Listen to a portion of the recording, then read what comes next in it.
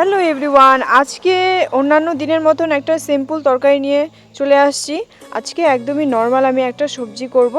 তো এটাকে সবাই বলে লাবড়াও বলে, আবার অনেকে বলে এটা তরকারি একটা, সব কিছু মিশাল করে মিক্স সবজি বলে। তো এতে এখন আছে আমার কাছে বাঁধাকপি, ফুলকপি, সিম, মটরশুঁটি, আলু, বিনস, টমেটো, শসা। তো এইসব আছে আমার কাছে। আমি বর্তমান সবজিটাকে কিন্তু এখন প্রায় কাটা হয়েই গেছে। আর এতে আর এখন সবজি আর বেশি অ্যাড করব না আমি।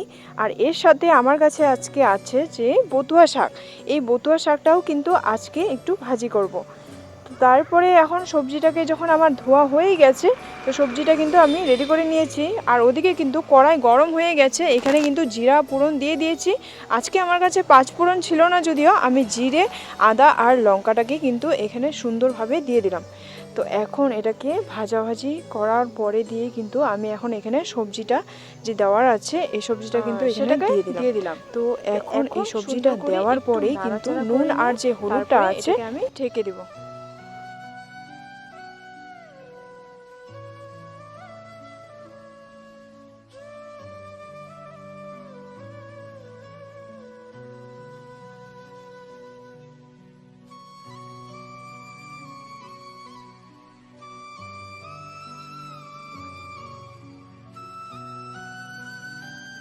দেখো তরকারিটা কিন্তু আমার প্রায় হয়ে এসেছে। আর এখানে কোনো লঙ্কার গুঁড়ো, যাই হোক টমেটোটা আমি ইউজ করলাম না, যদিও এখানে কিন্তু লালচে ভাব একটা আসেনি তরকারিটার মধ্যে। সিম্পল বানিয়েছি, একেবারেই তেল কম, সব কিছুই কম কম দিয়ে, মশলা কম দিয়ে একদমই সুন্দর একটা রেসিপি, মানে তরকারি লাবড়া যাই বলো না কেন, আমি এটা কিন্তু বানিয়ে ফেলাম। আর এর উপরে দিয়ে একটুখানি চিনি আর একটুখানি ধনেপাতা দিয়ে দিয়েছি। এখন কিন্তু আমার তরকারিটা বানানো কমপ্লিট।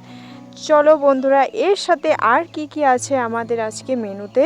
এর সাথে আছে বতুয়া শাক, আর হচ্ছে একটু স্যালাড কেটে নিয়েছিলাম। স্যালাডের মধ্যে ছিল আমাদের টমেটো, পেঁয়াজ, তারপরে বিট ছিল, এখানে শসা ছিল, দেখো কত কিছু, লেবু ছিল,